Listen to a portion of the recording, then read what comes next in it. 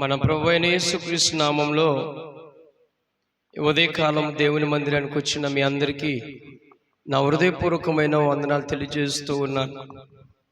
దేవుని వాక్యాన్ని చదువుకుందాం ప్రియులారా. మత్తయి సువార్త 2వ అధ్యాయం. మత్తయి సువార్త 2వ అధ్యాయం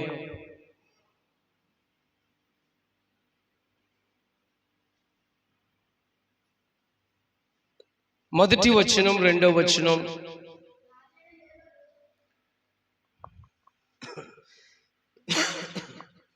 అందరూ బైబిల్ తెరవండి ప్లీజ్. మత్తయి సువార్త 2వ అధ్యాయం మొదటి వచనం, 2వ వచనం. The book of Matthews 2 chapter verses 1-2. రాజైన హేరోదు దినములు యందు యూదయా దేశపు బెత్లెహేములో యేసు పుట్టిన పిమ్మట ఇదిగో తూర్పు దేశపు జ్ఞానులు యెరూషలేమునకు వచ్చి, యూదులు రాజుగా పుట్టినవాడు ఎక్కడ నున్నాడు?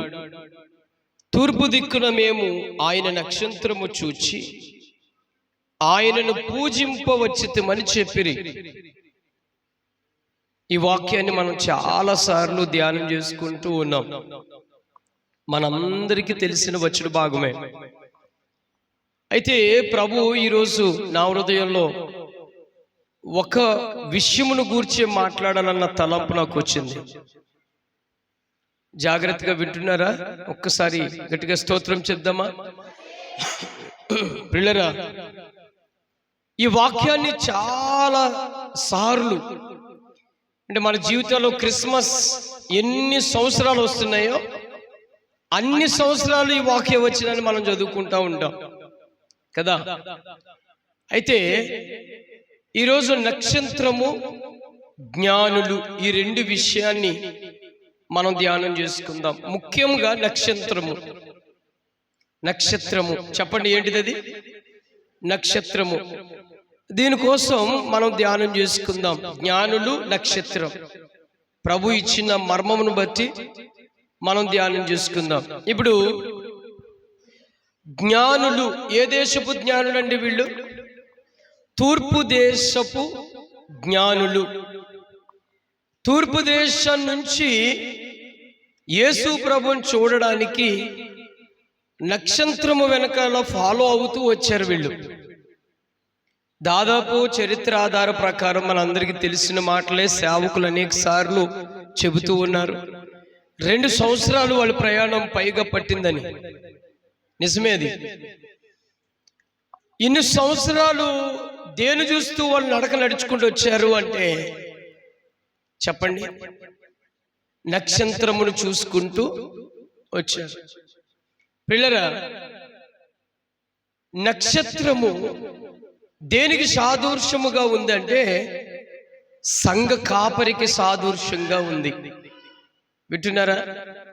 నక్షత్రము దేనికి సాదృశ్యముగా ఉంది అంటే చెప్పాలి, సంఘ కాపరికి సాదృశ్యముగా ఉంది. జ్ఞానులు దేనికి సాదృశ్యముగా ఉంది అంటే సంఘానికి సాదృశ్యముగా ఉంది. చెప్తారా ఒకసారి? నక్షత్రము దేనికి సాదృశ్యంగా ఉంది? సంఘ కాపరికి సాదృశ్యంగా ఉంది. జ్ఞానులు దేనికి సాదృశ్యంగా ఉంది? సంఘమునకు సాదృశ్యంగా ఉంది. ఒకసారి మీరు ఆలకించండి, వాళ్ళ పేరేంటంట? జ్ఞానులు కదా. వాళ్ళు పలానా దేశపు ప్రజలను రాయబడలేదు. రాయబడిందా? పలానా దేశపు ప్రజలు. లేకపోతే బైబిల్లో మన పాత నిబంధనలో చాలా సార్లు కొంతమంది పేర్లు చూస్తాం కదా. ఏం పేర్లు చూస్తూ ఉంటాం? హిత్తీయులు, అమ్మోనీయులు, మోయాబీలు, హెరోయి, ఇలా అనేకమైన ఒక దేశీయుల పేర్లు చూస్తూ ఉంటాం. ఫిలిస్తీయులు, ఏమండి, ఐగుప్తీయులు, ఇలా ఒక దేశాన్ని సంబోధించి వాళ్ళ పేర్లు వింటూ ఉంటాం మనం. కానీ వాళ్ళ పేర్లు ఏంటంటే జ్ఞానులు అని రాయబడింది. పిల్లరా, ఇంత జ్ఞానం కలిగిన వాళ్ళు ఖగోళ శాస్త్రమును, గొప్ప శాస్త్రాలు చదివి తిరగా చూసిన ఇంత మహాజ్ఞానోపదేశకులు దేని చూస్తూ వారు నడక సాధించారంట చెప్పాలి? నక్షత్రము చూసి. ఇక మాట చెప్తాను, ఈ మాట సందర్భాన్ని బట్టి. హేరోదు రాజు దగ్గరకు వచ్చినప్పటికీ అక్కడ వాళ్ళు పలుకుతున్న మాటలు విన్నారు ఒకసారి. యేసు పుట్టిన పిమ్మట ఇదిగో తూర్పు దేశపు జ్ఞానులు యెరూషలేమునకు వచ్చి, 2వ వచనం, యూదులు రాజుగా పుట్టిన వాడు ఎక్కడ ఉన్నాడు? తూర్పు దిక్కున మేము ఆయన నక్షత్రము చూచి ఆయన పూజింపవచ్చితమని చెప్పిరి. హేరోదు రాజు ఈ సంగతి వినినప్పుడు అతనితో కూడా యెరూషలేము వారందరూ కలవరపడిరి. కాబట్టి రాజు ప్రధాన యాజకులను ప్రజలలో నుండి శాస్త్రులను అందరినీ సమకూర్చి క్రీస్తు ఎక్కడ పుట్టినని వారిని అడిగాను. అందుకు వారు యూదయ బెత్లెహేములోనే, ఏలయనగా యూదా దేశపు బెత్లెహేమా, నీవు యూదా ప్రధానులో ఎంత మాత్రము అల్పమైనదనువు కాదు, ఇశ్రాయేలును నా ప్రజలను పరిపాలించు అధిపతి నీలో నుండి వచ్చును అని ప్రవక్త ద్వారా వ్రాయబడినదని. అంతటా హేరోదు ఆ జ్ఞానులను రహస్యముగా పిలిపించి ఆ నక్షత్రము కనబడిన కాలము వారి చేత పరిష్కారముగా తెలుసుకునిరి.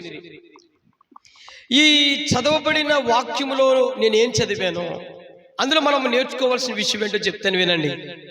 వారి ముందు డైరెక్ట్ నక్షత్రము చూసి నిర్ణయం చేసుకోలేదు.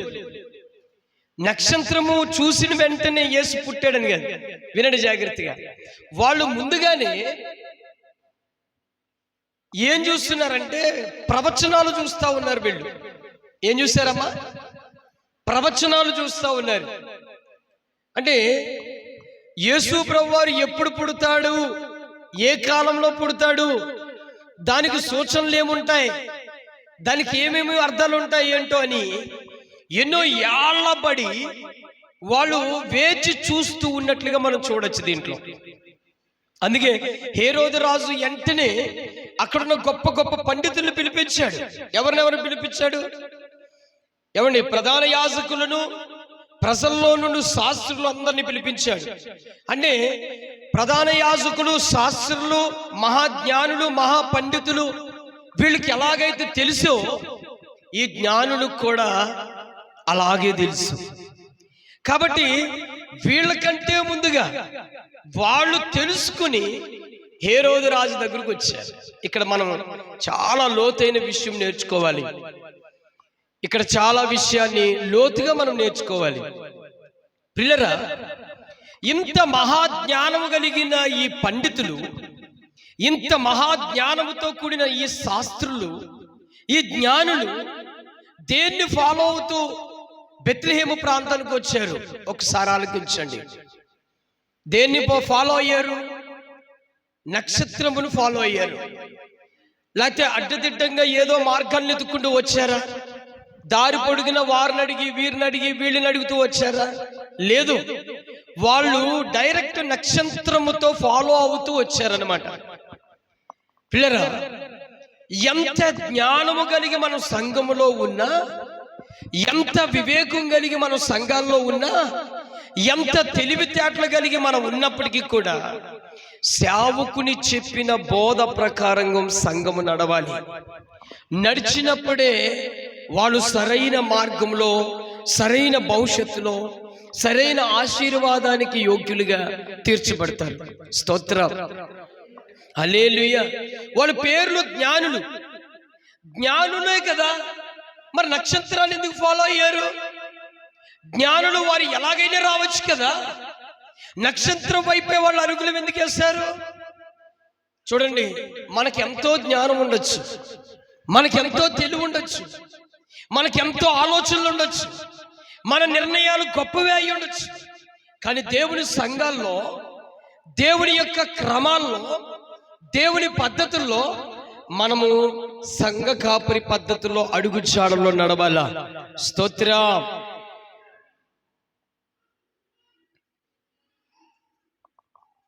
కొంచెం దూరం కూర్చోమను, చివరికి వచ్చా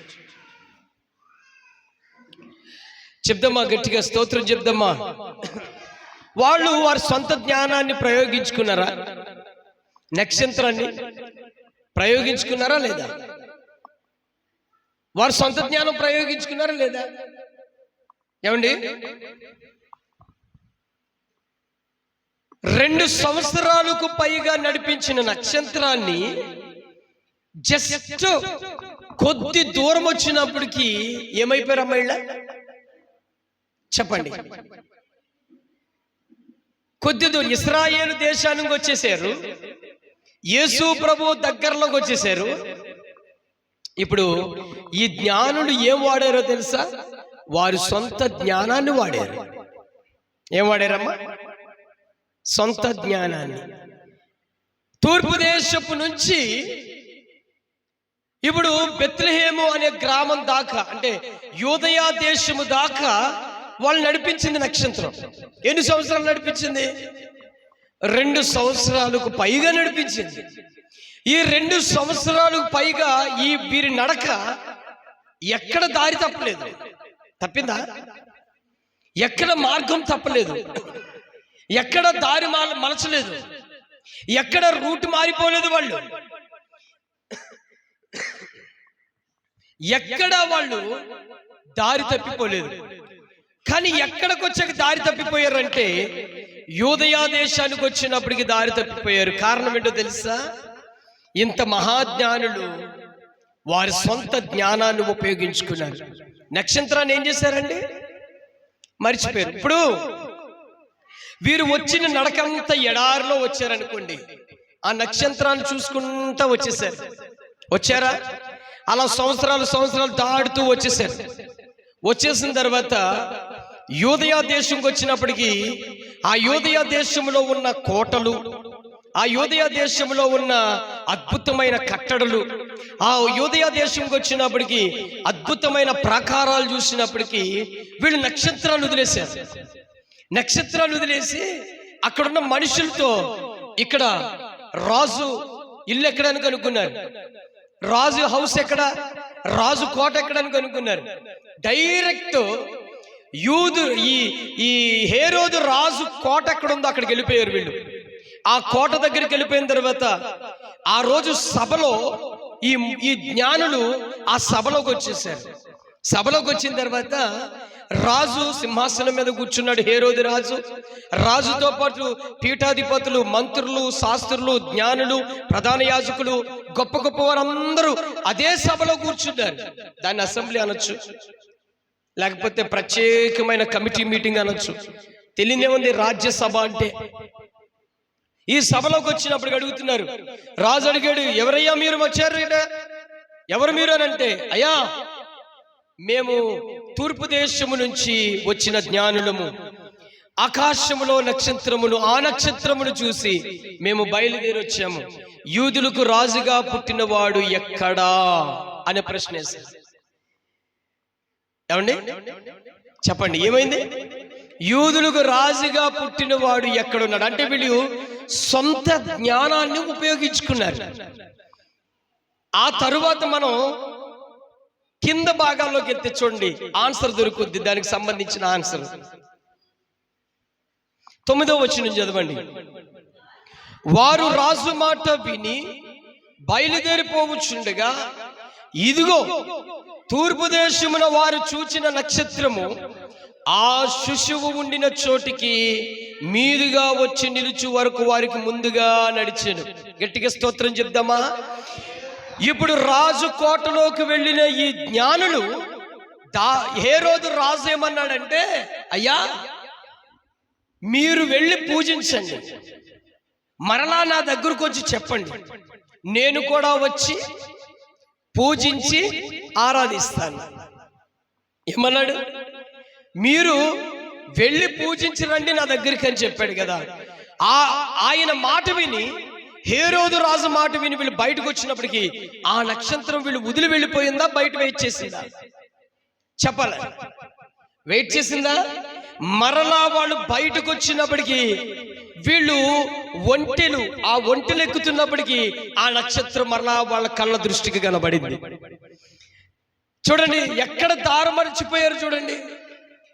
ఇప్పుడు ఆ హేరోదు ఇంటి దగ్గర నుంచి ఈ నక్షత్రము మరలా ఎక్కడికి నడిపించిందంటే బెత్లెహేము అనే గ్రామమునకు వచ్చి, ఏమండి, దావీదు పట్టణంలోకి తీసుకొచ్చి సరిగా యేసు ప్రభు వారు శిష్యుడిగా బాలుడికి ఎక్కడైతే పశువుల పాకలో పడుకుని ఉన్నారో ఆ ఇంటి మీదకి వచ్చి ఆగిందంట.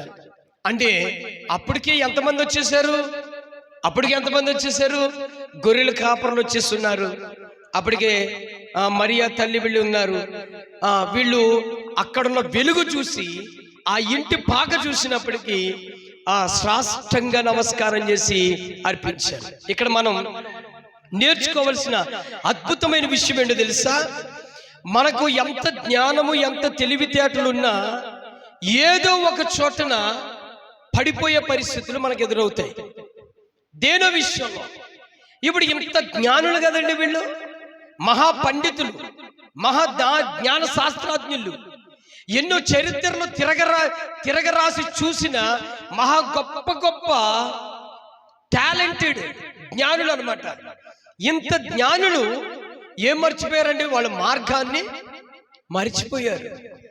పిల్లరా, మనము లోకంలో ఎన్నో తెలివితేటలు మనకు ఉండొచ్చు, లోకంలో మనకి ఎంతో చదువు ఉండొచ్చు, లోకంలో మనకి ఎంతెంతో ఆలోచనలు ఉండొచ్చు, మనకి ఎంతో టాలెంటెడ్ ఉండొచ్చు. కానీ దేవుని సంబంధమైన వాక్యానుసారమైన క్రమం ఎవరికి తెలియదు. అర్థమైందా అండి? నీకు గొప్ప డిగ్రీలు ఉండొచ్చు, మనకి స్టేటస్ ఉండొచ్చు, మంచి ఉద్యోగస్తులు అయి ఉండొచ్చు. ఏమండి, ఒక్కొక్కరికి ఎంతెంతో చదువులు చదువుతారు. బీకామ్లు, బిఎస్సీలు, బిఈడీలు, ఎంబీఏలు, వీళ్ళంతంతో చదువులు చదువుతారు కదండి. ఇలా చదివిన వాళ్ళు బైబిల్ చదవమనండి, అన్ని చదువుతారు కానీ బైబిల్ చదవమనండి సరిగా. వాళ్ళు దేవుని మందిరానికి వెళ్ళలేని ఇంత గొప్ప చదువులు చదివిన వాళ్ళని బైబిల్ చదవమంటే తెలుగు భాషలో క్లారిటీగా చదవడానికి వాళ్ళకి ఎంత కష్టమో తెలియదు. మరి వాళ్ళకి ఎంతో చదువు ఉంది కదా, వాళ్ళకి ఎంతో జ్ఞానం ఉంది కదా, మరి ఆ బైబిల్ పట్టమనే సరిగా చదవలేనంత టాలెంట్ లేదంటే దాన్ని మనం అర్థం చేసుకోవాలి. పిల్లరా, ఈరోజు ఇంత గొప్ప జ్ఞానులు వాళ్ళ జ్ఞానాన్ని మీద ఆధారపడితే దారి మారిపోయింది. ఏం మారిపోయిందమ్మా? దారు మారిపోయింది. దారు మారిపోతే నక్షత్రం వెళ్ళిపోయిందా?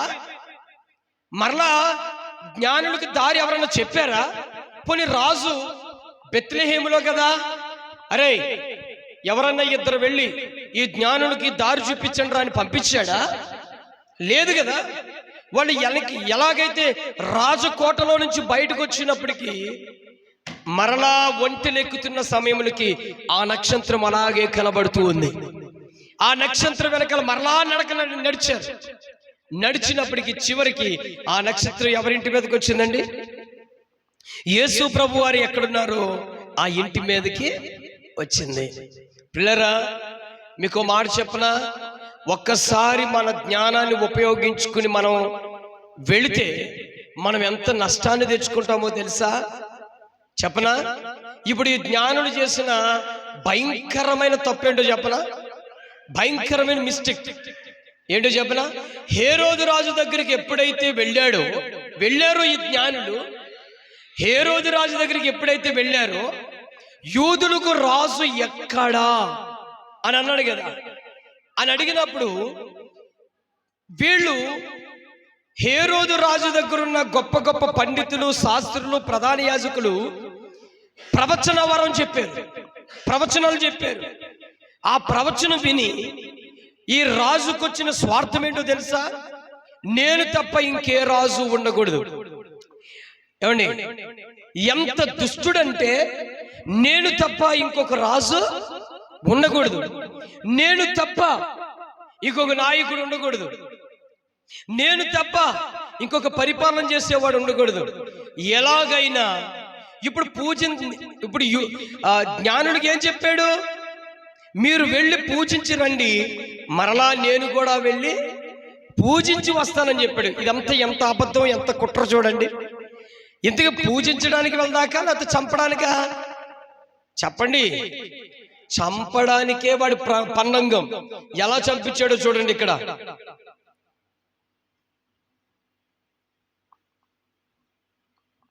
13వ వచనం చదువు. వారు వెళ్ళిన తర్వాత ఇదిగో ప్రభుదూత స్వప్నమందు యోసేపుకు ప్రత్యక్షమై, హేరోదు ఆ శిశువును సంహరింపవలనని ఆయనను వెదకబోచున్నాడు గనుక నీవు లేచి ఆ శిశువును ఆయన తల్లిని వెంట పెట్టుకుని ఐగుప్తునికి పారిపోయి నేను నీతో తెలియజెప్పు వరకు అక్కడనే ఉండుమని అతనితో చెప్పెను. అప్పుడు అతడు లేచి ఆ రాత్రి వేళ శిశువును తల్లిని తోడుకుని ఐగుప్తునికి వెళ్ళి, ఐగుప్తులో నుండి నా కుమారుని పిలిచి తిని అని ప్రవక్త ద్వారా ప్రభు సెలవిచ్చిన మాట నెరవేర్చబడినట్లు హేరోదు మరణం వరకు అక్కడ ఉండెను.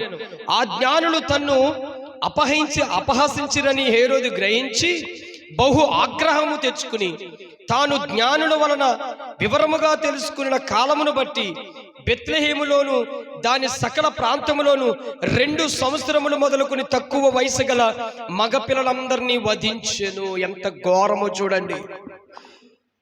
మనం చాలాసార్లు యేసు ప్రభు యొక్క జన్మం, యేసు ప్రభు యొక్క దేవదూతలు ఇలాంటివే మనం మాట్లాడుకుంటున్నాం, కానీ జ్ఞానుడు చేసిన భయంకరమైన మిస్టేక్ చూడండి ఎంత దారుణానికి తీసుకొచ్చిందో. హేరోదు రాజు దగ్గరికి వెళ్లకుండా నక్షత్రాన్ని ఫాలో అయిపోతే ఇంతమంది పిల్లలు చావడానికి కారణం అయ్యేదా? చెప్పాలి. నా పాయింట్ ఆఫ్ వ్యూ మీకు ఎంతమందికి అర్థమైంది? సరిగా మీకు కూడా జ్ఞానం ఉంటే గొప్ప మర్మం దేవుడు మీకు బయలుపరిచినట్లే. మన బ్రెయిన్లో గుంజు తక్కువ ఉందనుకోండి, మనకి ఎప్పటికీ అర్థం కాదు. వాళ్ళ పేర్లు జ్ఞానులు, వాళ్ళ పేర్లు ఏంటంటే జ్ఞానులు. ఈ గొప్ప జ్ఞానులు చేసిన భయంకరమైన మిస్టేక్ ఏంటో తెలుసా? నక్షత్రాన్ని విడిచిపెట్టడం చేసిన తప్పు. ఎవరిని ఉద్దేశించి నేను ప్రసంగం కాదు, ప్రభు నా హృదయంలో పెట్టిన విషయాన్ని చెప్తున్నాను. ఎప్పుడైతే సేవకుని విడిచిపెట్టి సేవకుని మాట వదిలేసి సేవకుని అడుగుజాడలు వదిలేస్తామో లోకంలో అపవాదికి చిక్కబడతాం. మనం అపవాది యొక్క మార్గాల్లో వెళ్ళిపోతాం.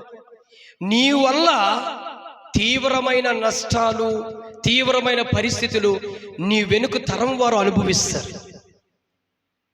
ఏమన్నా అర్థమైందా? జ్ఞానులు ఎప్పుడైతే నక్షత్రాన్ని వదిలేశారో, వాళ్ళు సొంత జ్ఞానాన్ని ఉపయోగించుకుని హేరోదు రాజు దగ్గరికి వెళ్ళారో, హేరోదు రాజు నుంచి మరలా వచ్చిన తర్వాత ఏమన్నా యేసు ప్రభుని ఆరాధించిన తర్వాత మరలా వెనక్కి తిరిగి వెళ్ళిపోయారు కదా. వీళ్ళు వేరే మార్గం అప్పుడు వెళ్ళిపోయారు.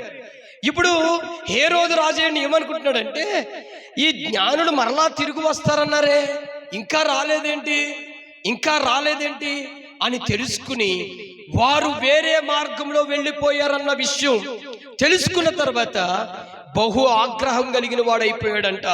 అపహసించిరని అంటే వెర్రితనం చేశాడని, జ్ఞానులు చీపుగా చేశారని ఆగ్రహం తెచ్చుకుని, మరి ఏ వయసులో ఎంత పిల్లలో మరి తెలియదు కదా అని చెప్పి పుట్టిన గాడు నుంచి 2 సంవత్సరము లోపల ఉన్న వాళ్ళు మగపిల్లలందరినీ చంపించేశాడు. ఎంత ఘోరం చూడండి. ఎంతమంది పిల్లలు చనిపోయారో కాదు, కొన్ని వందల వేల మంది పిల్లల్ని ఏం చేశాడమ్మా?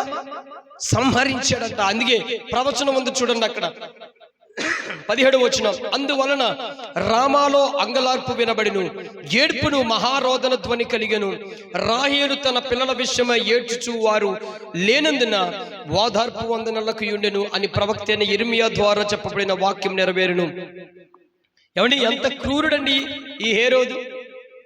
ప్రియరా, ఎంత క్రూరుడు చెప్పండి. ఈ పగటి వేళ మనం ఏ పాఠం నేర్చుకుంటున్నాం అంటే, మనకి ఎంతో తెలివి జ్ఞానాలు ఉండొచ్చు, కానీ లోక సంబంధమైన జ్ఞానం దైవకు సంబంధించిన జ్ఞానం ఎప్పటికీ పోల్చబడదు. లోక సంబంధమైన జ్ఞానం లోక సంబంధం వరకే. దైవ సంబంధించిన జ్ఞానం నీ భవిష్యత్తు తీరం వరకు కూడా అది నడిపిస్తుంది. సొలొమోను మహాజ్ఞాని, దేవుడే ఏకంగా సర్టిఫికెట్ ఇచ్చాడు కదండి సొలొమోనుకి. ఏమని ఇచ్చాడు? లోకంలో నీ వంటి జ్ఞానుడు ఇంకా మరణను పుట్టడని గొప్ప జ్ఞానమును ప్రభు ఇచ్చాడు సొలొమోనుకి. ఏమంటే ఆఫ్టర్ ఇంత మహాజ్ఞాని తన భార్యలకు లోబడిపోయాడండి. జీవము గల దేవుని వదిలేసి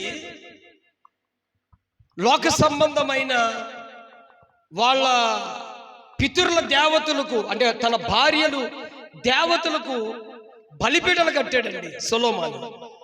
ఎంత మహాజ్ఞాని! జీవము గల దేవుని వదిలేశాడు చూడండి. దేని పాటించాడు? లోక సంబంధమైన జ్ఞానాన్ని ఉపయోగించుకుని అక్కడున్న తన భార్యలకు మాట చొప్పున లోబడిపోయి భ్రష్టత్వానికి వెళ్ళిపోయాడండి సొలొమోను. సొలొమోను ఎప్పుడైతే భ్రష్టత్వానికి వెళ్ళాడో ఇశ్రాయేలు ప్రజలకి నెమ్మది లేదు. అర్థమవుతుందా? ఒక రాజే ఇంత దారి తప్పిపోయి ఉంటే రాజు వెనకాల ఇంకెంతమంది దారి తప్పిపోవాలో చెప్పండి. అర్థమవుతుందా అమ్మా? సొలొమోనే కదా పెద్ద మందిరాన్ని కట్టించాడు దేవునికి. కట్టించాడా? ఆ రోజు ఇంచుమించు 1000 వధువులు వహించాడు. 1000కి పైగా పశువులను వధించాడు, పవిత్రమైనవి. దేవుడు ఎంత మెచ్చుకున్నాడో తెలియదు కానీ ఆనందపడిపోయాడు దేవుడు. ఏ చేతులతో దేవుడికి అంత శ్రేష్టమైన బలి అర్పించిన వాడు అదే చేతులతో ఇప్పుడు మందిరం కట్టిన దగ్గరలోనే ఒక పర్వతాల మీద చెప్పండి దేవతలకు ఏం కట్టాడంట? బలిపీఠాలు కట్టాడంట. దేవుడు సహించలేకపోయాడు, తట్టుకోలేకపోయాడు, ఓర్చుకోలేకపోయాడు. ఆయన బాధ వేదన కలిగి సొలొమోనుకి నెమ్మది లేకుండా చేశాడు. ఏమండి, ఎప్పుడైతే ఈ రాజు దేవుని మందిరం కట్టినప్పుడు ఇశ్రాయేలు ప్రజలందరూ సొలొమోను వెనకాల వచ్చి దేవుని మందిరానికి పూనుకున్నారు. ఎప్పుడైతే జీవం గల దేవుని మందిరాన్ని వదిలేసి లోక సంబంధమైన దేవతలకి దేవుళ్ళకి బలిపీఠలు కట్టిన తర్వాత ఆ ప్రజలు మరలా సొలొమోను వెనకాల వెళ్ళిపోయారు. ఇప్పుడు దేవుడికి ఎంత కోపం వస్తుంది చెప్పండి? వెంటనే సొలొమోనుకి దేవుడు దర్శనమిచ్చినా కూడా సొలొమోను లోబడే తత్వం రాలేదు. వెంటనే అప్పటిదాకా సమాధానం కలిగిన ఆ దేశానికి, నెమ్మది కలిగి ఉన్న ఆ దేశానికి ఇప్పుడు ఏం తీసుకొచ్చాడంటే దేవుడు శ్రమలు తీసుకొచ్చాడు. ఏం తీసుకొచ్చాడు తెలుసా? శ్రమలు. ఇరుగు పొరుగు దేశాలు రాజుల హృదయాలు ప్రేరేపించి ఇశ్రాయేలు మీదకి యుద్ధాలకు పంపించాడు దేవుడే. అర్థమైందా? మహా గొప్ప జ్ఞాని ఎంత దిగజారిపోయిన పని చేశాడో చూడండి. మహా గొప్ప వివేకం కలిగిన వాడు సొలొమోను ఎంత నీచానికి దిగజారిపోయాడో చూడండి. లేదా మనకి ఎంతో జ్ఞానం ఉండొచ్చు, దేవుని పని వేరు, మన సొంత జ్ఞానం వేరు. దేవుని యొక్క నడవడిక వేరు, లోక సంబంధమైన తెలివితేటలు వేరు. అర్థమవుతుందా అండి? కాబట్టి ఇంత మహాజ్ఞానులు ఏమైపోయారో తెలుసా? వాళ్ళు తన సొంత ఆలోచన మీద వెళ్ళి నక్షత్రాన్ని వదిలేశారండి. వదిలేయడం వల్ల ఒక దుష్టుడి దగ్గరికి వెళ్ళారు. ఎవరి దగ్గరికి వెళ్ళారండి? ఏమండి, ఎవరి దగ్గరికి వెళ్ళారు? దుష్టుడు. హేరోదు ఎవడు? హేరోదు ఎవడు చెప్పండి? ఒక భయంకరమైన దుష్టుడు. ఈ దుష్టుడిని వదిలేసిన తర్వాత మరలా నక్షత్రం ఎదురు చూస్తూనే ఉంది. పిల్లరా, సేవకుడు మన కొరకు కన్నీరు గార్చేవాడుగా ఉంటాడు. సేవకుడు నువ్వెంత తప్పిపోయినా ఎదురు చూస్తానే ఉంటాడు. సేవకుడు నువ్వు ఎలాగున్నా ఓపిక కలిగి ఉంటాడంటే దానికి ఒకటే కారణం ఏంటో తెలుసా? ప్రభు చూపిన ప్రేమను బట్టి. దేని బట్టి అండి? కలువరి సిలువలో ప్రభు పెట్టిన ఆయన ప్రాణ త్యాగాన్ని బట్టి ఈరోజు సేవకుడు మనకి ఎలా ఉంటాడంటే ఒక నక్షత్రం వల్ల మీ కొరకు వేచి ఉంటాడు. ఏమండి, సేవకుని అడుగుజాడల్లో ఎవరైతే నడుచుకుంటారో, సేవకుని యొక్క ఆలోచనలో ఎవడైతే నడుస్తారో వాళ్ళకి మించిన జ్ఞానులకి ఈ లోకంలో ఎవరు పుట్టరండి. మీకు తెలుసా? మీకు తెలుసా ఈ విషయాన్ని? ఒక దైవజనుని వెనకాల ఎవరైతే వెళతారో, ఒక దైవజనుని యొక్క మాట చొప్పున ఎవరైతే చేస్తారో, ఒక దైవజనుని మాట చొప్పున విధేయత కలిగి ఉంటారో, ఒక దైవజనుని చెప్పిన మాట ప్రకారం వారు ఎవరైతే నడుచుకుంటారో వారి కుటుంబంలో ఆశీర్వాదాలు, దీవెనలు, మంచి కృప ఆ కుటుంబంలోకి, వారి జీవితంలోకి వస్తుందండి. ఎప్పుడైతే నక్షత్రంతో నడిచినంత వరకు వాళ్ళకి ఏ బాధలు లేవు. వచ్చినాయా? ఏమండి, వచ్చినాయా? 2 సంవత్సరాలకు పైగా నడక నక్షత్రం వెనకాల వచ్చినప్పుడు వారి చరిత్ర రాయాల్సిన పని లేకుండా పోయింది. ఎప్పుడైతే నక్షత్రాన్ని వదిలేరో, హేరోదు దగ్గరికి వెళ్ళారో, చెప్పండి, మీకు మాట చెప్పనా? అసలు దేవదూత వీళ్ళకి వచ్చి ఏం చెప్పిందండి? వీళ్ళు జ్ఞానులు ఏంటండి, నాకు అర్థం కాదు. వీళ్ళ పేర్లు ఏంటంట? జ్ఞానులు అని రాయబడింది. పాపం ఎంత వెర్రివారు అయ్యారు చూడండి. ఇక్కడ పేరు జ్ఞానులు అని దేవుడు రాసించాడు, కానీ వాక్యానుసారమైన క్రమంగా మన జ్ఞానంతో ఆలోచిస్తే చాలా వెర్రివారండి. నక్షత్రాన్ని వదిలేసి హేరోదు దగ్గరికి వెళ్ళి, ఏమండి, అనేక మంది చిన్న పిల్లలు చనిపోవడానికి కారకులయ్యారండి. చిన్నపిల్లలు చావడానికి కారకులయ్యారు. హేరోదు రాజు దగ్గరికి వెళ్ళకపోతే ఈ సమస్య వచ్చేదా? నేనేమంటానంటే, చాలా మంది పాపం వాక్య ఉపదేశం చేస్తారు. ఏమండి, దేవుని వాక్యం రెండు విధాలుగా మనకు బోధిస్తుంది. ఒకటి, ఏదైనా మనకు ఆత్మ సంబంధంగా బోధిస్తుంది. రెండవది ఏంటో తెలుసా? వాక్యం క్రమం అక్కడ ఎలాగున్నదో అది వివరిస్తూ మనకు తెలియపరుస్తుంది. చాలా మంది హేరోదు రాజుకు సువార్త చెప్పడానికి వెళ్ళారు అని బోధిస్తారు. తప్పేమి లేదు ఆ మాటలు. అంటే హేరోదు రాజు దగ్గరికి సువార్త ఎలాగైనా తీసుకురాగలిగిన దేవుడికి కృప ఉంది. కానీ వీళ్ళు మార్గం ఎక్కడ తప్పిపోయారు చూడండి. నక్షత్రాన్ని వదిలిన తర్వాత సమస్య వచ్చింది. కలిగి ఉంటే సమస్య వచ్చేదా? హేరోదు రాజు దగ్గరికి కొన్ని రోజులు దాటిన తర్వాత కబురు వెళ్ళదా చెప్పండి. ఏమండి, ఇప్పుడు మన ఊర్లో ప్రెసిడెంట్ గారు వాళ్ళ ఇంట్లో ఒక పెద్ద శుభకార్యం జరుగుతుంది అనుకోండి. ప్రెసిడెంట్ గారు అంటే మరి ఊరందరూ తెలుసు కదా. ఒక పెద్ద శుభకార్యం జరుగుతుంది, మన ఇంటికి కబురు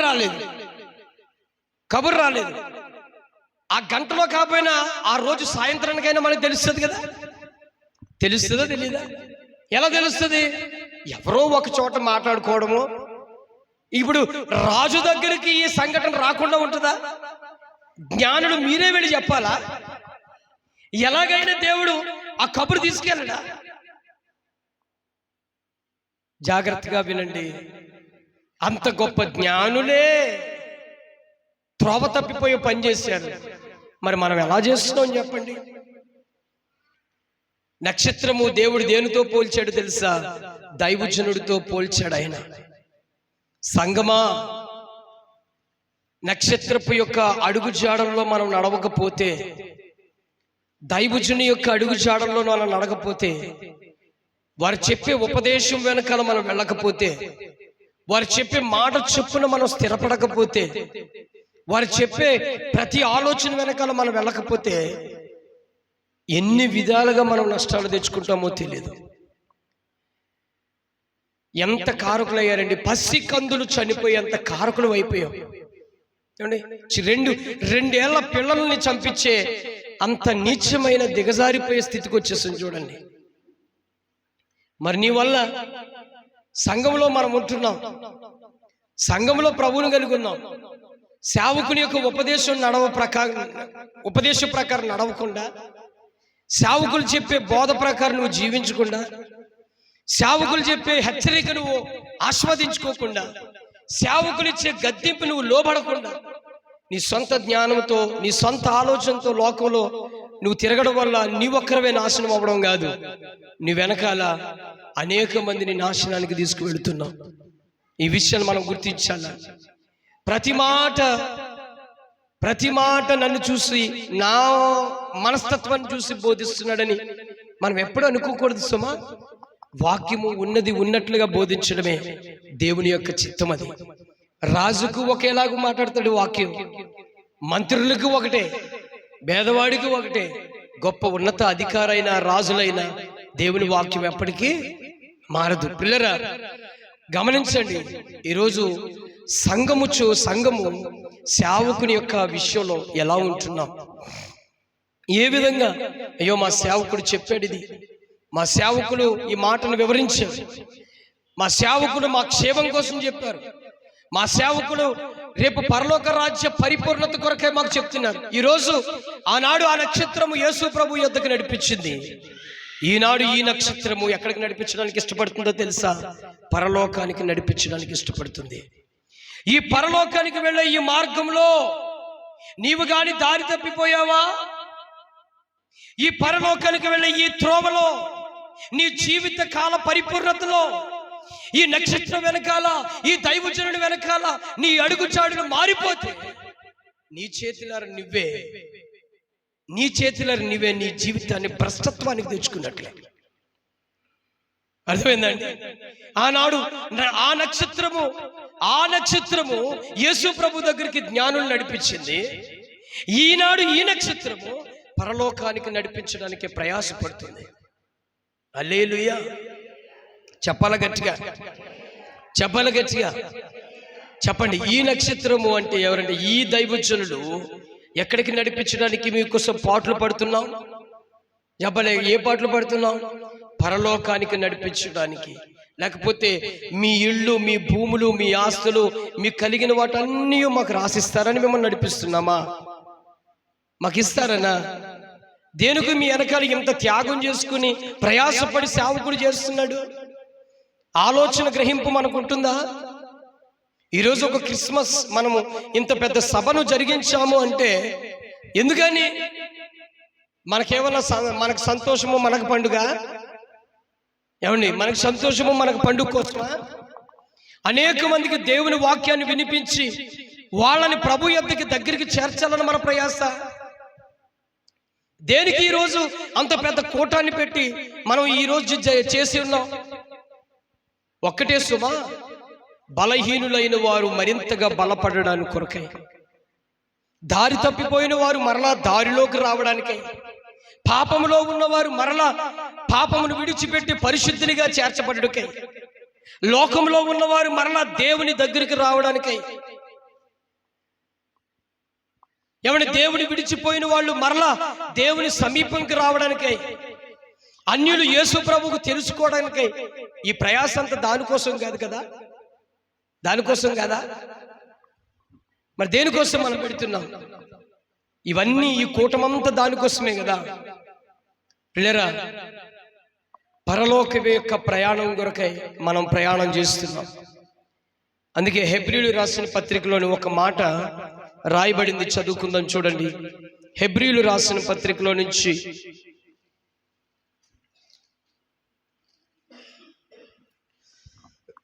13వ అధ్యాయము 17వ వచనం చదవండి.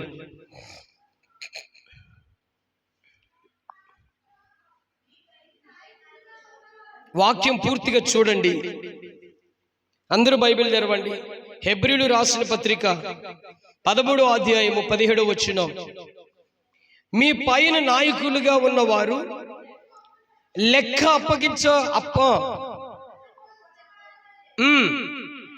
మీ ఆత్మను కాయుచున్నారు. వారు దుఃఖముతో ఆ పని చేసిన ఎడల మీకు నిష్ప్రయోజనము గనుక దుఃఖముతో కాక ఆనందముతో చేయునట్లు వారి మాట విని వారికి లోబడి ఉండిడి. ఈ వాక్యము నేను ప్రతి వచనం వెనకాల వివరణ చెప్తాను, జాగ్రత్తగా వినండి. మీ పైన నాయకులు ఎవరున్నారు మనకి? ఈ మాట లోక సంబంధంగా చెప్తున్నాడా, సంఘ సంబంధంగా చెప్తున్నాడా?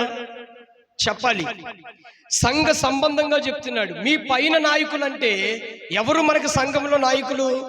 సేవకుడు. గ్రామంలో ఉన్న పెద్దలు కాదు మన సంఘంలో నాయకులు. గ్రామంలో పెత్తందారులు సంఘంలో ఉన్నంత మాత్రాన వాళ్ళు కాదు నాయకులు. సంఘాన్ని నడిపిస్తూ, సంఘాన్ని పోషిస్తూ, సంఘాన్ని ప్రోత్సహిస్తూ, సంఘ అవసరతలు బాధ్యతలు మోసే దైవజనుడే మన పైనున్న నాయకుడు. ఈ నాయకుడు ఉన్నవారు లెక్క అప్పగించవలసిన వారి వలె ఉన్నారంట. ఎవరికి లెక్క అప్పగించాలి? మేము దేవుడికి అప్పగించాలి. ఏం అప్పగించాలి? నన్ను అడుగుతాడు. ఈరోజు ఇంతమంది సంఘం ఉంది. ఈ సంఘంలో ఎంతమంది పరలోకానికి వెళతారు, ఎంతమంది నరకానికి వెళ్ళిపోయారు? ఆ లెక్క ప్రభుకు నేను చెప్పాలి, నేను అప్పగించాలి ప్రభు దగ్గర. లెక్క అప్పగించవలసిన వారి వలె ఉన్నారంట. అంటే అర్థం ఏంటో తెలుసా? నీ మీద బాధ్యత కలిగి ఉన్నాడు సేవకుడు, నీ మీద ప్రత్యేకమైన హోదా కలిగి ఉన్నాడు ఆయన. ఏమండి, ఒక మాట చెప్తాను వినండి పిల్లరా. ఒక 10th క్లాస్ స్టూడెంట్ ఒక మార్కుల్లో నుంచి తప్పిపోయాడంటే ఎవరినంటారండి? ముందు చెప్పాలి, ఎవరినంటారు? ఆ క్లాస్ టీచర్ లేకపోతే ఆ స్కూల్ హెడ్ మాస్టర్ ప్రిన్సిపల్ని పట్టుకుని నానా చివాట్లు పెట్టే పరిస్థితులు వస్తాయి. ఒక స్కూల్లో దాదాపు కొన్ని 100 మంది కానీ ఫెయిల్ అయిపోయారనుకోండి 10th క్లాస్లో, ఎంత బ్యాడ్ నేమ్ వస్తుందండి ఆ స్కూల్కి. ఎంత బ్యాడ్ నేమ్ వస్తుంది, వస్తుందా రాదా? అదే ఆ స్కూల్లో గొప్ప ర్యాంకులతో వచ్చారనుకోండి, ఆ స్కూల్కి ఏమొస్తుంది, గొప్ప గుడ్ నేమ్ వస్తుంది కదా. మంచి స్కూల్ అని బ్యానర్లు వేసేసి మంచి ప్రోగ్రామ్స్ కూడా పెట్టేస్తారు. కాబట్టి పిల్లరా, ఈరోజు ఒక్కొక్క ఆత్మ విషయమై దేవుడి దగ్గర సేవకుడు ఏమప్ప చెప్పాలి, లెక్క అప్పగించవలసిన పని ఉంది. అయ్యా పలానా వ్యక్తి అలా ఉన్నాడు, అలా ఉన్నప్పుడు నువ్వు ఆ వ్యక్తికి ఉన్నది ఉన్నట్టుగా నువ్వు ఎందుకు చెప్పలేదు? ఇక తను ఇంకా పాపంలో నుంచి బయటికి ఎందుకు రాలేదు? ఇంకా లోకంలో ఉండి ఎందుకున్నాడు అలాగా? నువ్వేం చెప్పావు ఆయనకి? సంఘానికి నువ్వు వాక్యం ఎలా బోధించావు? సంఘాన్ని ఏ క్రమంలో నడిపించావు? సంఘానికి ఏ ఉపదేశం ఇచ్చావు? సంఘాన్ని ఏ విధంగా వాక్య బలము చేత పోషించావు? వారిని ఏ విషయంలో నువ్వు పరామర్శించావు? ఏ విషయంలో వారి పట్ల బాధ్యత కలిగి ఉన్నావు? ఇవన్నీ లెక్క ఎవరికి అప్పగించాలి? నేను ప్రభువుకు అప్పగించాలి. ఎవరి విశ్వాసులు గాయపరిచినా, విశ్వాసులు బాధ పెట్టినా, విశ్వాసులు ఎన్ని అన్నా సేవకుడు ఓపికతో, సహనముతో, దీర్ఘశాంతముతో సహించుకుంటున్నాడంటే అర్థం ఏంటో తెలుసా? దేవుడికి లెక్క అప్పగించవలసి ఉంది. కాబట్టి చెప్దామా? నిద్రపోయినాడు స్తోత్రం చెప్పండి గట్టిగా. మెలకుగా ఉన్నారా? సరే, నిద్రపోయినోళ్ళు మరలా స్తోత్రం చెప్పండి. మెలకుగా ఉన్నవాళ్ళు స్తోత్రం చెప్పండి. 2 చేతులు పైకెట్టి చెప్పండి, బిగ్గరగా చెప్పాలా పిల్లరా. కాబట్టి సేవకుడు ఎవరికి అప్పగించవలసి ఉన్నాడంటే దేవుడికి లెక్క అప్పగించవలసిన వాడై ఉన్నాడు. సెకండ్ చూడండి అక్కడ, మీ ఆత్మను వారు కాయుచున్నారు. మీ ఆత్మలు ఏం చేస్తున్నారంట? ఆత్మలు కాయడం ఏంటంటే, ఆత్మలు కాయడం అంటే ఏంటి? ప్రభు మనకు ఆత్మ ఇచ్చాడు. ఆ ఆత్మ ఎలాగుండాలి? పరిశుద్ధంగా, యథార్థంగా, నీతిగా, మంచి నడవడికగా, దేవునికి నమ్మకమైన సాక్షిగా ఆ ఆత్మ ఉండాలి. ఆ ఆత్మ త్రాగుడికి, తిరుగుడికి, వ్యభిచారానికి, లోక సంబంధమైన వ్యసనానికి, రకరకాలైన పాపానికి గురైపోయింది అనుకో, ఎవరికి బాధ?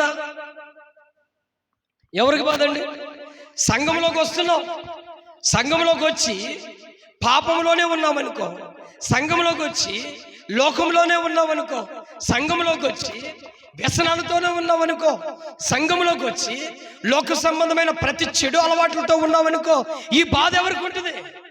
సేవకుడికి ఉంటుందా? లేకపోతే నీ పక్కన ఉన్న విశ్వాసికి ఉంటుందా? ఆడిపోతే నాకేంటంటావు? ఆడ ఆదివారం రాకపోయినా నీకు బాధ లేదు. వాళ్ళు కనీసం ఒక కూటానికి రాకపోయినా నీకు పెయిన్ ఉండదు. వాళ్ళు కనీసం ప్రార్థనకి రాకపోయినా నీకు బాధ ఏం అవసరం లేదు. కానీ ఒక సేవకుడికి బాధ ఉంటుందండి. ఈరోజు ఆదివారం ఎంతమంది ఎందుకు వచ్చారు అని అడిగానా? సేవకుడు బాధ ఉండే కదా, పెయిన్ ఉండే కదా. లేకపోతే ఎవరు వస్తే మనకెందుకులే, ఎవరేమైపోతే మాకెందుకులే అని అనుకుంటే ఇక సంఘం ఏంటి? ఈ క్రమం ఎందుకు? ఈ బాధ ఎందుకు? మా ఏడుపు ఎందుకు? అవునా కదా? మీ ఆత్మను వారు ఏం చేస్తున్నారంట? కాస్తున్నారంట.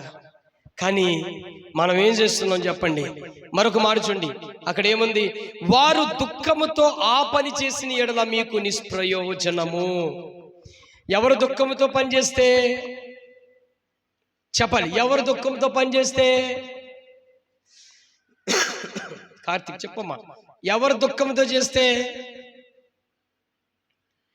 ఎవరు దుఃఖంతో ఆ పని చేస్తే అంటే ఏం చేస్తే? ఎవరు దుఃఖంతో చేస్తే? నేను ఇందాక నుంచి ఏం చెప్తున్నాను చెప్పాలి? ఎవరు? బిగ్గరగా చెప్పండి అమ్మా. ఎవరు?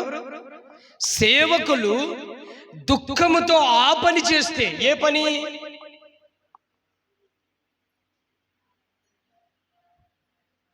విశ్వాసుల విషయములో దుఃఖముతో పని చేస్తే, ఫలానా వాళ్ళు వినట్లేదయ్యా, ఫలానా వాళ్ళు లెక్క చేయడం లేదయ్యా, ఫలానా వాళ్ళు అసలు మాట వినడం లేదయ్యా, అయ్యా రెక్లెస్గా ఉన్నారయ్యా అని మేము దుఃఖంతో పనిచేస్తే మీకేమైనా ఆశీర్వాదం ఉందా? అక్కడ ఏమనుందమ్మా? చదవండి అమ్మా. ఏమనుందంట? వారు దుఃఖముతో ఆ పని చేసిన ఎడల ఎవరికి నిష్ప్రయోజనం? ఎవరికి నిష్ప్రయోజనం? విశ్వాసులకు నిష్ప్రయోజనం. నిష్ప్రయోజనం అంటే నువ్వు ఎన్ని విధాలుగా ప్రార్థనలు చేసినా, నువ్వు ఎన్నెన్ని పాటలు పాడినా, ఎన్ని విధాలుగా నువ్వు బైబిల్ చదివినా, ఎన్ని విధాలుగా నువ్వు కానుకలు ఇచ్చినా, ఎన్ని విధాలుగా నువ్వు ఇది చేసినా, సేవకుని మాట ప్రకారం, సేవకుని అడుగు జాడల్లో నువ్వు నడవకుండా నువ్వు ఎన్ని ప్రయాసలు పడినా నీ వెనకల ఒక్క దీవెన ఆశీర్వాదం కూడా రాదు. అంతే. అది వాక్యపు యొక్క రూల్. దేవుడు ఏం కోరుకుంటాడండి? ముందు దేవుడు ఏం కోరుకుంటున్నాడు? ఒక విశ్వాసి సేవకుని మాట వినాలా, ఆ సేవకుడు దేవుని మాట వినాలా. అంతే కదా కోరుకునేది? అంతేనా? ఇప్పుడు సపోజ్ ఒక ఎమ్మెల్యేని కలవాలనుకోండి, డైరెక్ట్ మనం వెళ్ళి కలవడానికి అవుతుందా? సాధ్యమా? అది ముందేం కావాలా? అపాయింట్మెంట్ కావాలి. ఎవరి దగ్గర అపాయింట్మెంట్ తీసుకోవాలి? పిఏ దగ్గర తీసుకోవాలి. మరి పిఏ డైరెక్ట్ నీకు ఇస్తాడు అపాయింట్మెంట్? ఎవరి ద్వారా వెళ్ళాలి? Very good. మనం ఏ గ్రామంలో ఉన్నామో ఆ సర్పంచ్ ద్వారా ఆ ఎమ్మెల్యే రికమెండేషన్ తీసుకుని, ఎమ్మెల్యేకి ఎవరు టచ్లో ఉంటారు? ఎమ్మెల్యే గారికి ఎవరు టచ్లో ఎవరుంటారు? సర్పంచ్ ఉంటాడు, అవునా? ప్రెసిడెంట్ గారు ఉంటారు. వాళ్ళు మాత్రమే గమ్ముని మాట్లాడుకుంటూ ఉంటారు.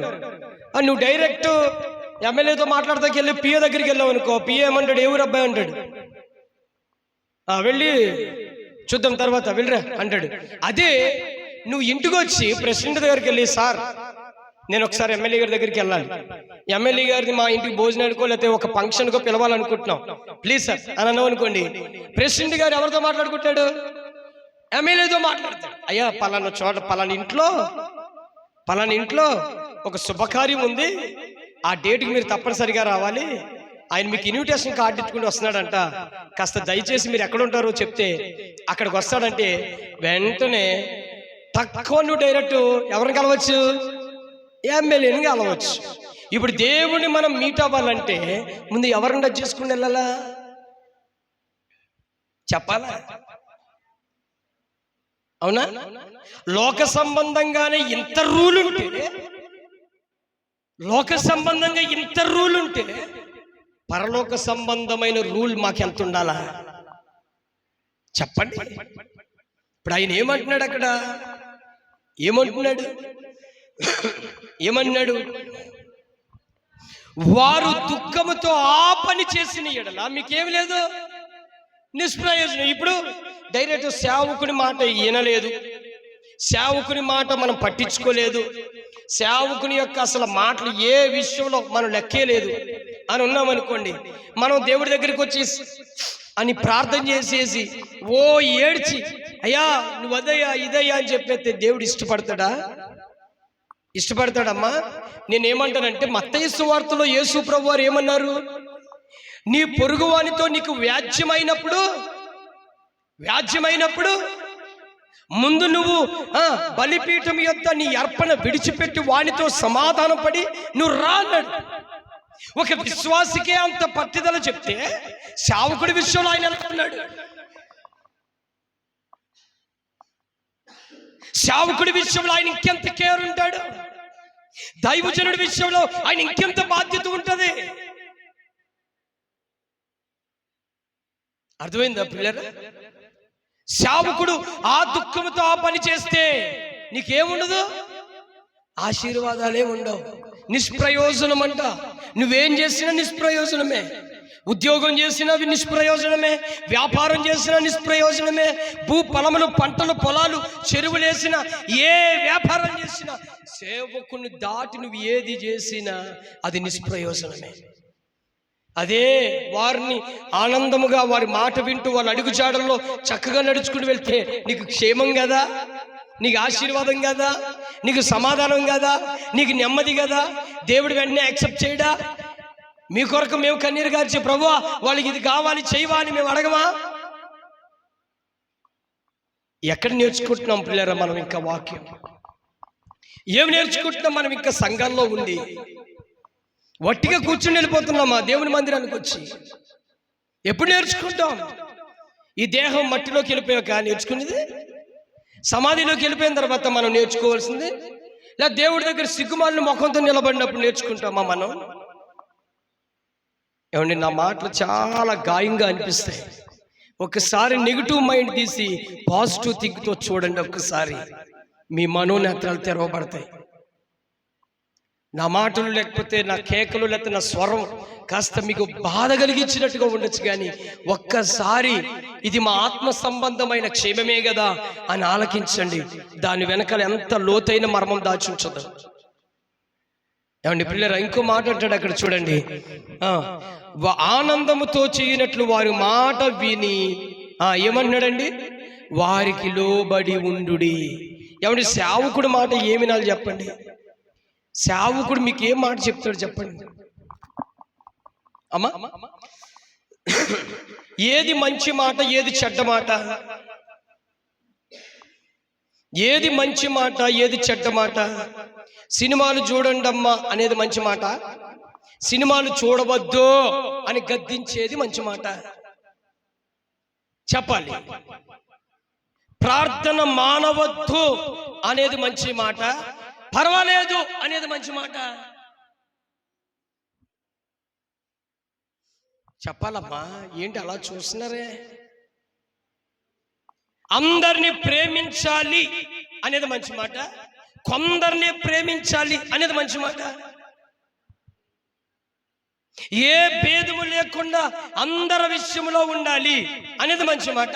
లేదు లేదు, మనకి ఎవరైతే మేలు చేస్తున్నారో వాళ్ళ విషయంలోనే ఉండాలి అనేది మంచి మాట. మరి సేవకుడు ఏం చెప్తాడండి మీకు?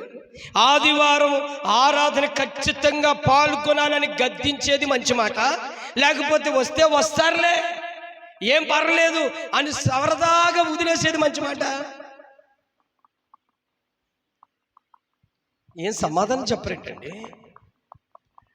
అమ్మా? ఏది మంచి మాట? అక్కడ ఏమంటున్నాడు?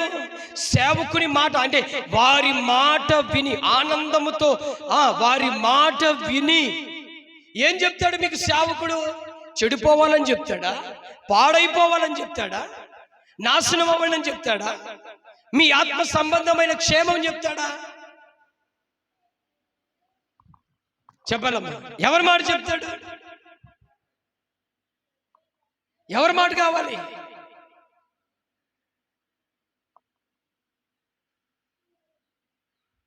లోకానికి ఏది కావాలి చెప్పండి? లోక సంబంధం సహించరు కదండి. రే అబ్బాయి, రే టయానికి రాలేదే దేవుని మందిరానికి, ఇది నువ్వు చేసేది చాలా తప్పు కదా అని అన్నావనుకో, వాడికి నచ్చుద్దా? లోకంలో ఉన్నవాడికి నువ్వు చెప్పేది ఎందుకు అయ్యా? నాకు చెప్పేది ఎందుకు? నువ్వు నాకు చెప్పాల్సిన అవసరం లేదు అంట. అదే దేవుని మందిరంలో నువ్వు ఉండి సేవకుడు నేను గద్దించి చెప్పాడు అనుకోండి, అది నీకు బాధ బాధ బాధ కాదు అనుకుంటున్నాం, కానీ బాధపడుతున్నాం. సేవకుడు గద్దించిన, సేవకుడు మందలించిన, సేవకుడు సరిచేస్తున్న, సహించుకుని ఓర్చుకుని ఓపిక ఈరోజు సమాజానికి లేదు అంటే ఏంటి కారణం? ఎక్కడున్నాం మనం? ఎక్కడున్నాం? లోకంలో ఉన్నామా, దేవుని దగ్గర ఉన్నామా? లోకంలో ఉంటేనే కదా ఆ మైండ్ వచ్చేది, లోకంలో ఉంటే కదా ఆ ప్రవర్తన వచ్చేది, లోకంలో ఉంటేనే కదా చెడు ఆలోచనలు వచ్చేవి, లోకంలో ఉంటేనే కదా నువ్వు దాన్ని పాటించకుండా ఉండేది. సేవకుని మాట విని వారికి లోబడి ఉండుడి. లోబడి ఉండడం అంటే చెప్పినది చేసేదే లోబడి ఉండడం. వినయముతో విధేయతలో చేతులు కట్టేసుకుని వంగి వంగి దండాలు పెట్టేసి వందనాలు అయ్యగారని చెప్పేసి వెనకాల ఏదేదో పనులు చేసేస్తే కాదు. లోబడి ఉండడము అనే దానికి అర్థం ఏంటో తెలుసా? సేవకుడు మీకు చెప్పేది దాన్ని చేసి పాటించి చూపించేదే లోబడి ఉండడం. వందనాలు చెప్పేసి, ప్రత్యేకంగా వందనాలు చెప్పేసి, అయ్యా వందనాలండి అని చెప్పేసి, అయ్యో ఇంత దీనంగా కనబడుతున్నాడేంటి, ఇంత మర్యాద ఏంటి, ఇంత ప్రేమ ఏంటి అని పై పై రూపాలు చెప్పేస్తే ఏం కావాలయ్యా? సేవకుడు చెప్పింది చేస్తేనే అది లోబడి ఉండడం. ఏం వింటున్నాం, ఏం లోబడి ఉంటున్నాం? నక్షత్రాన్ని ఫాలో అవ్వకుండా వదిలేశారు, దారి తప్పిపోయారు జ్ఞానులు. ఏమండి, నేను ఒక మాట చెప్పనా? ఇక్కడ మంచి మర్మం చెప్తాను, వినండి. ఆ నక్షత్రాన్ని ఎప్పుడైతే ఫాలో అయ్యారో వాళ్ళ పేర్లు జ్ఞానులండి. నక్షత్రాన్ని ఎప్పుడైతే వదిలేశారో వాళ్ళు అజ్ఞానులండి. అర్థమైందా మీకు? నక్షత్రాన్ని ఫాలో అయినప్పుడేమో జ్ఞానులు, నక్షత్రాన్ని వదిలేసిన తర్వాత ఒక దుష్టుడి దగ్గరికి వెళ్ళిన తర్వాత అజ్ఞానతత్వంలోకి వెళ్ళిపోయారు. ప్రియ దేవుని సంగమా, మీ పైన అధికారి, మీ సేవకుడు మీ పైన చేస్తున్న ఈ పరిచర్యను ఎలాగుండాలో తెలుసా? వారికి సహకరించి, వారి మాటకు లోబడి, విధేయత చూపించి. ఏమండి, కొంతమందికి సేవకులు ఎలా కనబడతారు చెప్పండి, తెలుసా? ఎలా కనబడతారు చెప్పనా? మా ఇంట్లో వాడే కదా, మా కుటుంబీకుడే కదా, మా అన్నే కదా, మా తమ్ముడే కదా, నాకంటే చిన్నోడే, మా ఇంటోడే, మా ఊరోడే. అవునా? ఈరోజు ఈ సేవకులకి కనీసం సేవకుడా అని పిలిచే వాళ్ళు కొంతమంది లేరండి. సేవకుడా అని పిలిచిన వాళ్ళు లేరు, యారా ఒరే అన్న వాళ్ళు ఉన్నారు. ఎంత దిగజారిపోయాడు సేవకుడు దృష్టికి. అవునా? మనుషుల దగ్గర, మీ దగ్గర మెప్పు పొందకపోవచ్చు, కానీ దేవుడు మా మెప్పును ఎప్పుడు పోగొట్టాడు. స్తోత్రం. మనుషుల దృష్టిలో ఈ సేవకుడు మీకు తక్కువగా, చిన్న చూపుగా కనబడచ్చేమో, కానీ దేవుని దృష్టిలో మేము ఘనుడుగానే కనబడుతున్నాం.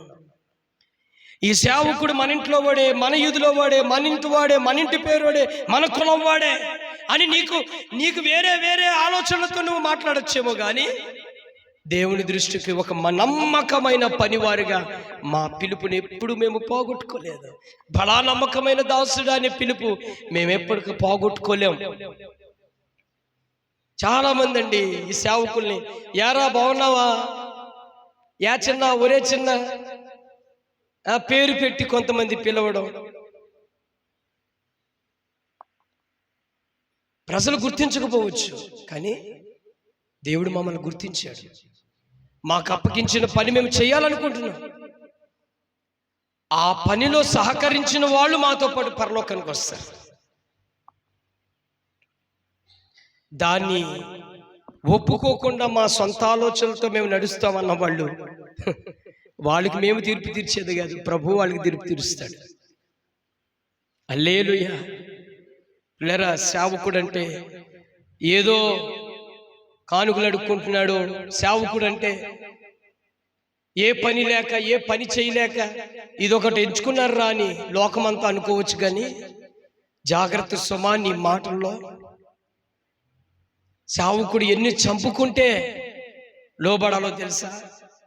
ఏమంటే విశ్వాసిగా నువ్వు ఉన్నావు కదా, నీ పక్కన కూర్చున్న విశ్వాసి ఒక మాట అంటే నువ్వు ఆ పక్క స్థలంలో కూర్చుంటావా?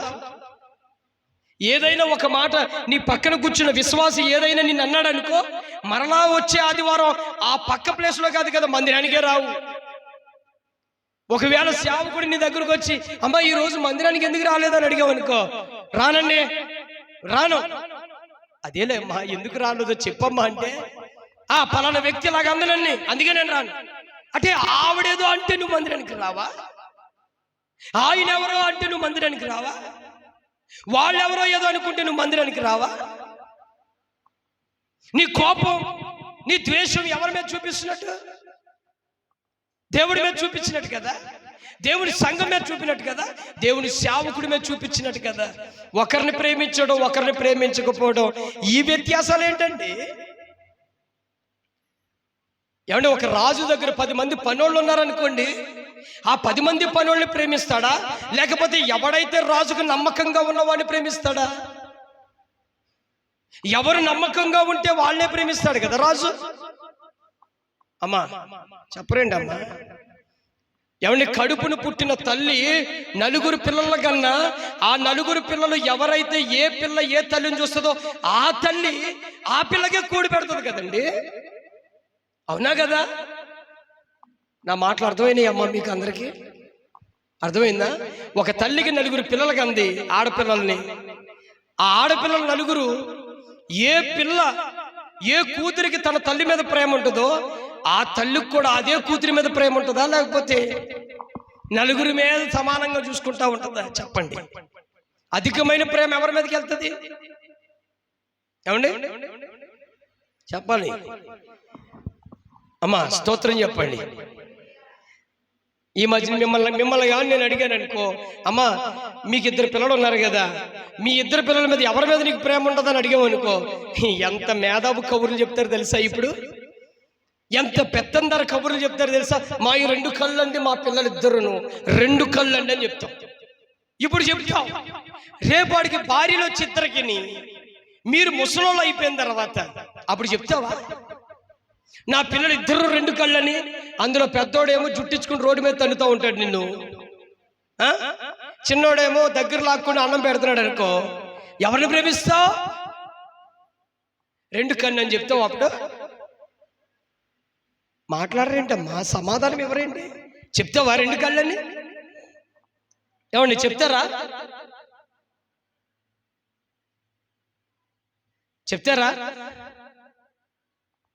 చెప్తారమ్మా? ఎవరు చెప్పరు కదా, ఎవ్వరు చెప్పరు కదా, అవునా కదా? సంఘములో ఎవరు నమ్మకంగా ఉంటారు, సంఘములో ఎవ్వరు ప్రత్యేకంగా దేవుని పనిచేస్తారు, సేవకుడు కూడా అదే ప్రేమ ఉంటుందండి. ఇప్పుడు లోకంలో అనేక మంది సేవకులు ఉన్నారు, అనేక మంది ఉన్నారు. దేవుడికి కూడా ఎవరు ఎక్కువ పని చేస్తారో వాళ్ళ మీద దేవుడికి మైండ్ ఉంటుంది ఎక్కువ. అవునా కదా? అలాగని అందరి మీద ప్రేమ లేదన్నట్టు కాదు. ఏమండి, అందరికీ ప్రేమ ఉన్నట్టు కాదు, అందరి మీద ప్రేమ లేనట్టు కాదు. సారీ, అర్థమైందండి? ఒక తల్లికి 2 కొడుకులు ఉన్నారంట. ఒక కొడుకేమో కళ్ళు చేతులు కాళ్ళు అన్నీ బాగున్న పనికి వెళ్తాడు. ఒక కొడుకేమో గుడ్డోడు, ఆడింట్లోనే ఉంటాడంట. అసలు ఏం చేయడు చెప్పండి? ఆ ఇంట్లో ఆ తల్లికి ఎవరి మీద ప్రేమ ఎక్కువ ఉంటుంది? ఇప్పుడు చెప్పాలి మీరు, ఇప్పుడు చెప్పండి, ఎవరి మీద ప్రేమ ఎక్కువ ఉంటుంది? చూడండి, మీ తల్లికి ఎంత ప్రేమ వచ్చేసిందో.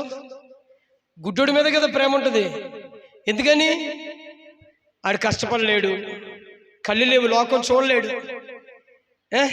చూడలేడు, పాపవాడు బతికలా అయిపోయిందని ఆ తల్లి ఎప్పుడు ఆ చచ్చిపోయేదాకా ఆ కొడుకు దగ్గరే కూర్చుంటుంది, బ్రతుకుద్ది ఆ కొడుకు కోసం. కాబట్టి దేవుని బిడ్డలారా, ఒకటే చెప్తాను వినండి. సేవకుని యొక్క అడుగుజాడల్లో ఆయన మాట ప్రకారంగా లోబడి ఎవరైతే నడుచుకుంటారో దీవెన ఆశీర్వాదాలతో వారి భవిష్యత్తులో తీర్చిదిద్దుకుంటారు. లేదు మాకు నచ్చినట్టు మా మార్గాలు వెతుక్కుంటూ వెళ్తామా? జ్ఞానులు అజ్ఞానులుగా మారిపోయారు, విశ్వాసి అవిశ్వాసిగా నువ్వు మారిపోయే పరిస్థితులు వస్తే నిన్నెవడో బాగు చేయలేడు. ఇక దేవుడు కూడా ఏం చేస్తాడు తెలుసా? భ్రష్ట మనసు ఇస్తాడు మనకి. ఏ మనసు అండి? ఏమండి ఏ మనసు అండి? చెప్పండి, ఏ మనసు? నాకు ఇష్టమైన ఒక వాక్యం పటం చూపిస్తాను చూడండి. రోమియోలు రాసిన పత్రికల నుంచి ఒక మాట చూపించి మనం ముగించుకుందాం.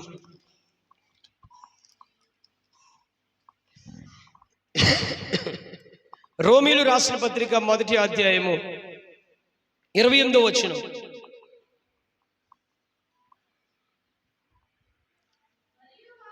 మరియు వారు తమ మనసులో దేవునికి చోటు ఇయ్యనొల్లకపోయిరు గనుక చెయ్యరాని కార్యములు చేయుటకు దేవుడు భ్రష్ట మనసు వారిని అప్పగించాను. ఈ మాట ఎంతమందికి అర్థమైంది? దేవునికి చోటు ఇవ్వకపోతేనంట, దేవుని పని చేయకపోతేనంట, దేవుని మాట వినకపోతే, అసలు దేవుడు ఉంటే అన్ని చేస్తాం కదండి, దేవుడు లేకపోతే ఏది చెయ్యం. ఏమ రైట్? దేవుడు ఉంటే అన్నీ చేస్తాం, దేవుడు లేకపోతే ఏమా నాన్న చెప్పాలి? దేవుడు ఉంటే అన్నీ చేస్తాం, దేవుడు లేకపోతే ఏం చేస్తాం? ఇంకో మాట చెప్పనా? వాడు చెయ్యరాని పనులు చెయ్యనట్లుగా, అమ్మా చెయ్యరాని పనులు వాడు చేసినట్లుగా దేవుడే వాడికి ఏమిస్తాడంట? అమ్మా ఏమిస్తాడంటే వాడికి భ్రష్ట మనసు ఇస్తాడు. కొంతమంది పెద్దవాళ్ళు ఒక మాట అంటారు. ఈ మాట విన్నారా? వాడి పాపం వాడే. ఈ మాట ఎప్పుడైనా విన్నారమ్మా? పోనవరా, వాడి పాపం వాడే ముడి కట్టుకుంటున్నాడు అంటారు. విన్నారా? ఏం లేదా? వాడి పాపం వాడే మోసుకుంటున్నాడు రా అంటారు. వాడి పాపం వాడే, వాడు చావు వాడే తవ్వుకుంటున్నాడు. వాడు తవ్వుకుంటే వాడే తవ్వుకుంటున్నాడు అంటారు. కాబట్టి పిల్లరా, ప్రేమతో నేను ఈ మాట మీకు చెప్తున్నాను. సంఘము యొక్క అడుగు జాడల్లో చక్కగా మనం నడుచుకుంటే గొప్ప దీవెన ఆశీర్వాదాన్ని మనం పొందుకుంటాం. ఇటు కృప మనందరికీ దేవుడు అనుగ్రహించును గాక. ఆమేన్. ప్రార్థన చేసుకుందాం. తలలు వంచండి, మోకరించండి. Let's to pray. ప్రార్థన చేసుకుందాం. ప్రభు బలలోకి వెళ్దాం. ప్రేమగల తండ్రి, పరిశుద్ధుడా, నీకు వందనాలు, స్తోత్రాలు తెలియజేస్తున్నామయ్యా.